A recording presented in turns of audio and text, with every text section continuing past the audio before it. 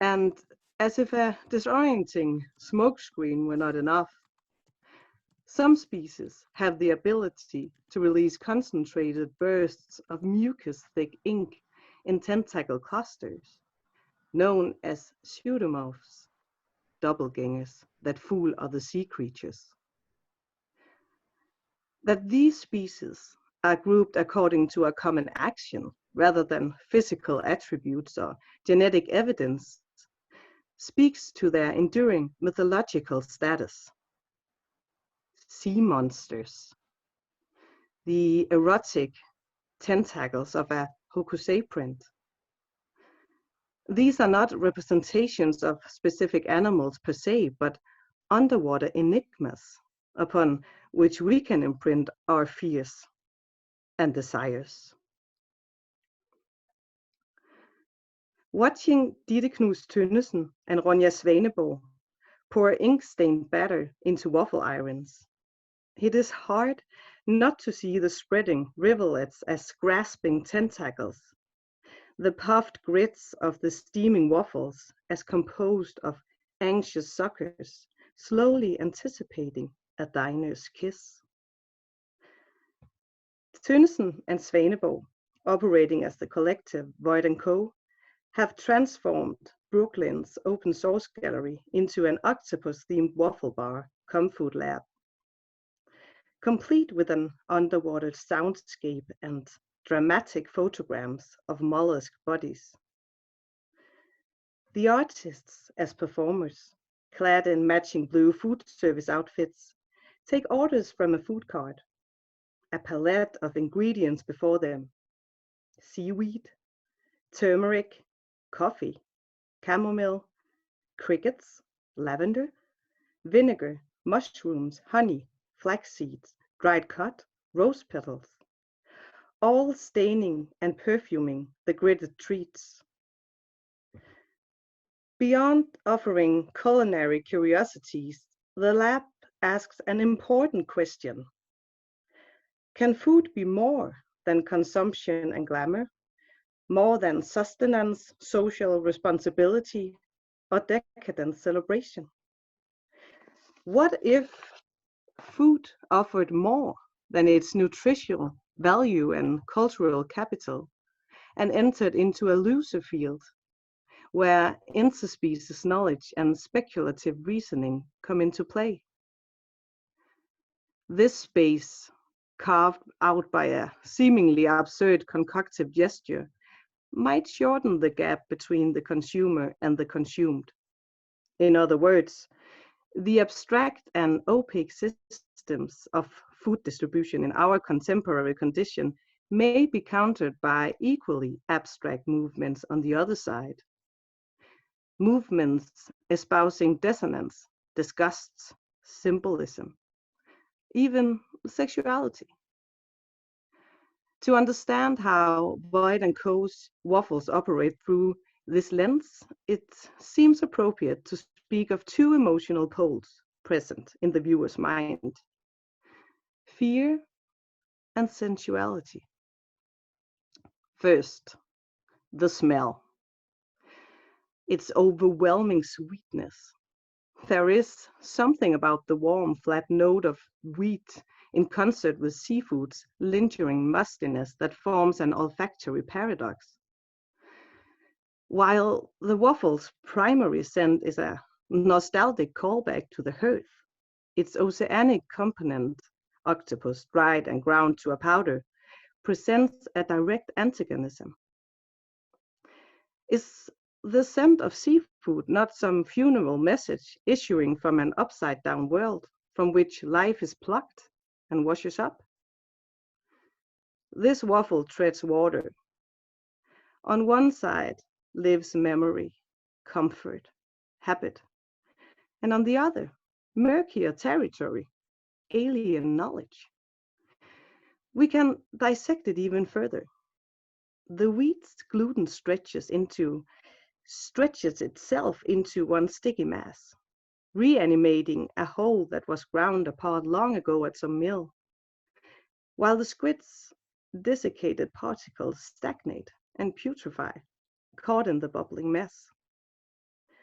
On one side, a nutritious glue facilitating new life. On the other, an animal's life dispersed, measured in grams of protein. Many myths would have us believe that tentacles exist to breach into our human world. The Norse kraken or Jules Verne's giant squids are creatures that terrorize their victims while remaining hidden under the ocean. Their multiplying arms corralling sailors into the depths. Maybe it is something about this predatory mythology that prompts hesitation before biting into a squid-infused treat. In the gallery, a looping soundscape furthers the underwater mystery with bubbles, whale calls, and ambiguous marine audio. We might also think of Homer's sirens with their deceptive songs as analogues to tentacle monsters that grasp and consume seafarers, traversing barriers to reach into the human psyche. But all of this disregards the lived experience of these organisms, fluttering and sputtering in abundant numbers in our oceans. Octopuses can taste with their suckers and pass their prey from sucker to sucker down to their beaks. Imagine the ecstasy of enveloping yourself in your meal, of hugging and kissing and tasting with the same appendages. No wonder Hokusai and other ukiyo-e artists depicted octopuses as erotic partners, their sucking and kissing tentacles tangled up with human limbs. So when all of these divergent forces hit the griddle, their singular aroma signals a sort of alchemy at play. Powder and liquid create form, plant and flesh lending nourishment. But more is at stake in this hyper-focused environment, where every detail points toward the transformative power of cephalopods. The act of eating promises the absorption of some of these creatures' characteristics, a type of becoming what you eat. As in Julio Cortázar's Axolot, where the narrator slowly embodies the amphibian that he obsesses over, eventually staring back into his own eyes as a captive animal. Flesh seems able to jump through divides, vitrines, or the ocean surface to share knowledge. It is, in fact, not unprecedented to try to gather the essence of squids for human use. Perfume makers have long prized ambergris, a rare substance that sometimes washes up at the coast. The striated rock-like material is formed in the intestines of sperm whales, where undigested squid beaks gather and harden with bile over years. Once released, the ambergris floats out at sea, oxidizing and maturing in the sunlight. In 1895, a Times reporter described the scent as like blending a new mown hay, the damp woodsy fragrance of a fern copse, and the faintest possible perfume of the violet. Under the right conditions, even particles of death and decay can transmute it and be commodified. Studying Boyd and Co.'s photograms of mollusk bodies, as well as their pre-packed waffle mix, a picture of the artist as provisional scientist emerges. Ink seeping into photographic chemicals, precise beams of light shining through translucent bodies, measuring cups and scales stained with slippery marks. Though the installation borrows from the capitalist language of commodity and choice, this food's production is individualized, not industrialized. Blæksprutte, the ink spotter. must be defined by its ability to paint false pictures, to write rippling copies of itself underwater, and by its psychedelic camouflaging in hostile environments. This type of essential visual play is represented in the lab by an array of toppings and ingredients for the visitor to add to their own waffle. Sprinkles, dyes, and powders ensure that each plate holds a unique image, a kind of momentary self-portrait. Once their waffles are half eaten, visitors are prompted to place the remaining half on the gallery wall, along with written archive cards, where they accumulate as a kind of chance abstraction. School children have written down the desired effects for their various waffles. A group of 11-year-olds hope that their lavender and ink-infused waffle will increase their basketball skills, while some 7-year-olds seeks to gain greater strength with octopus, rose, and pineapple. Another visitor writes, "We are all unbalanced or imbalanced. Octopus might be the solution." Slowly, these floppy tablets build a picture of reticence and hunger at their edges. A faint language of bite marks emerges, ranging from timid nibbles to a confident jump straight through the center of one jet black specimen.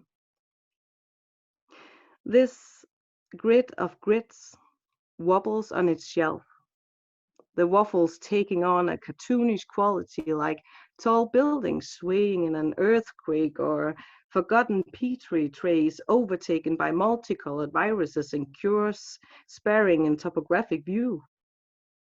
In these indents and craters, we can read a multitude of histories. The suckered scars incised on whale skin from battles with giant squid, hikes and marks left on a lover's neck, or styrofoam artifacts to be dug up hundreds of years from now, warped and compressed on the future city.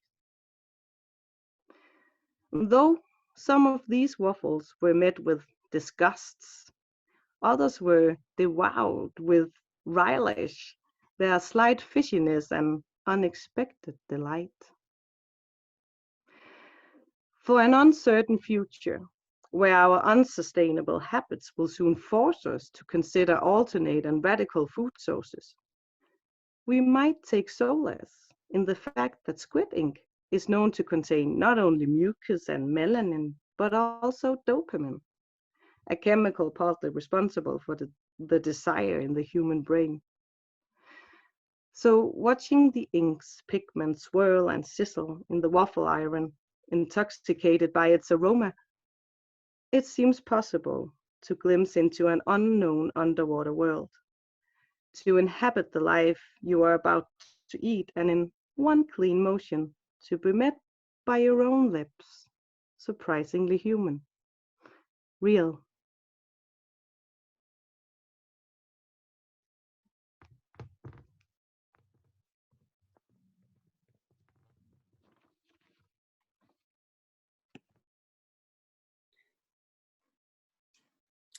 Thank you so much. That was amazing. Thank you to the actress Stina Mølgaard and to Louis Bloch for writing the amazing article or essay, and to the artists Ronja and Ditte, Ronja Svaneborg and Ditte Knus, and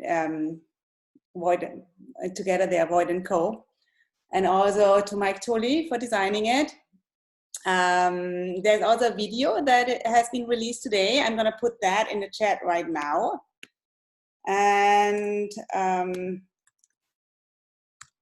you can also, you should watch it now. You can also go to the website and actually get these publications. You can get that at Void & Co.'s website and at our website at opensourcegallery.org. Well, and thank you for everybody in America who still has the rest of the day, and thank you for everybody, and have a good evening in Denmark and Austria and everywhere else. Thank you. Bye.